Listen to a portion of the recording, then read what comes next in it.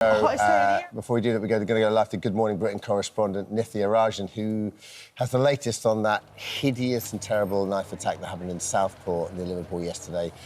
2 children were killed, 9 others were injured. Nithya, thanks for joining us. What's the latest?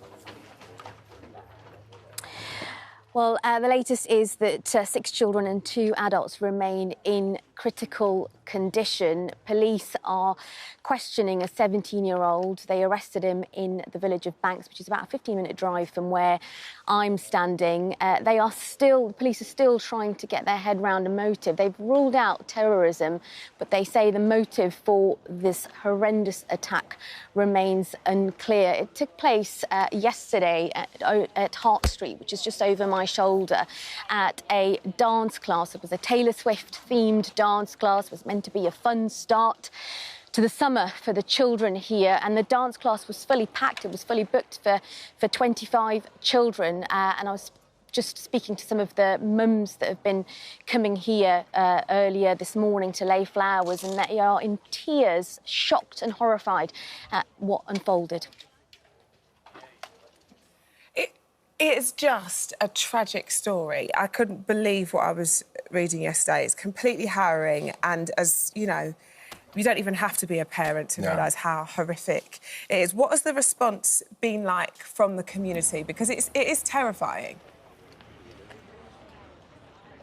Well, terrifying is an accurate way of putting it. I can just step out of shot very quickly and show you the response from the community. This mound of flowers has been steadily growing through last night and this morning, and people who've been coming here to lay flowers have been in tears. One elderly gentleman who came, he just shook the police officer's hand, and all he could say was, "I'm sorry, I'm sorry." Another mum whose daughter was in a nearby nursery, she was in floods of tears. She also was telling local reporters here, including myself, telling them how all she wanted to do last night was just take her daughter in her arms and hug her to make sure that she was safe. And that is the instinct that every parent, grandparent, anybody without children as well will feel, having watched the horror of the events that unfolded yesterday. And when I was speaking to those in the Banks village where the 17-year-old was arrested, they are completely devastated. It's a very tight-knit community, and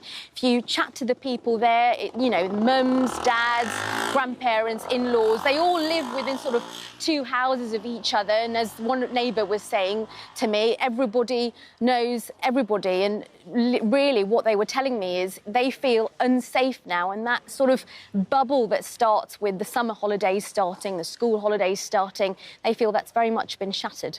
OK, Nithya, thank you so much. Thanks for joining us. Thank you very much. Let's go to Nick. Nick, I mean, I imagine you've been speaking a lot about this morning. Well, it's exactly what Nithya just finished her final point.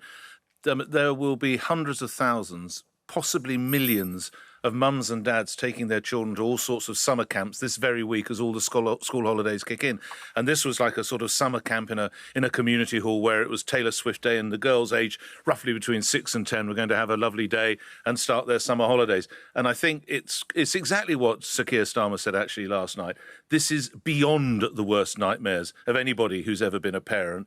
You send your child to something that they think is going to be a joyful event, and obviously it has to be determined exactly what happened, but it would appear that someone with all sorts of whatever issues might be decides to wreak this sort of violence. But it is such a chilling warning, because this is the start of the summer holidays.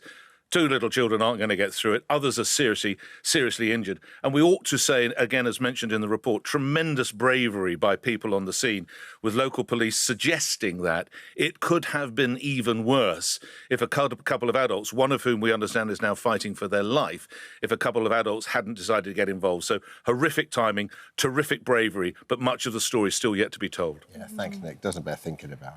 Thank you so much for visiting our This Morning YouTube channel. We upload new content every single day, so go ahead and hit that subscribe button, and we'll see you in the morning.